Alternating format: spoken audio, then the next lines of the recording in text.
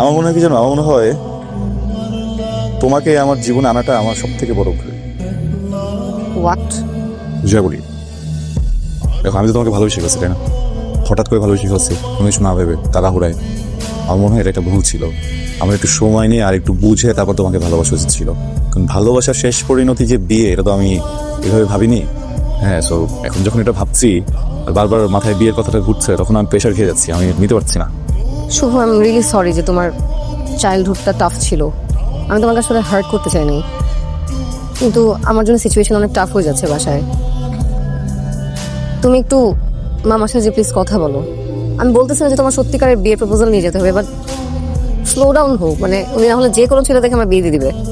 যতটুকু আমার মনে হয়, আমার এই জীবনকালে তো আমি কখনো বিয়ে করবো না, কারণ আমি তো আমার সারাটা জীবন তোমার মতো কষ্টে কাটাতে চাই না। যেহেতু আমি বিয়ে করবো না, সেহেতু আমার কখনো বাচ্চা কাচ্চা হবে না, মানে আমি কখনো পিতা হব না। কিন্তু পৃথিবীর প্রত্যেকটি পুরুষের ভিতরে একটা সুপ্ত পিতা আছে, বুঝছো? আমার ভিতরে সেই লুকায়িত সুপ্ত পিতা আমাকে যেটা বললো আর কি, এই পৃথিবীর কোনো সন্তানই বাবা মার সামনে চালাকি করতে পারবে না, করতে গেলে ধরা খেয়ে যাবে। তোমার কি মনে হয় মা? এটাও না তোর আরেকটা চালাকি। শুভ হইতে পারে না কেন? শুভ আবার কি করলো? এই যে জীবনে কেয়ারই করলি না, জীবনে দাসত্ব গ্রহণই করলি না। সেটা ঠিক আছে, আসলে আমাদের চাকরি চাকরি হবে না, বুঝছিস? 7-8 ঘন্টা একটা জায়গায় বসে থাকলে কোমর না, মগজ শুদ্ধ ব্যথা হয়ে যাবে। জীবনের কোনো ভাবনাই তো তোকে আটকাতে পারলো না। না, এটা ভুল। ভাবনার ভিতরে আটকে আছি।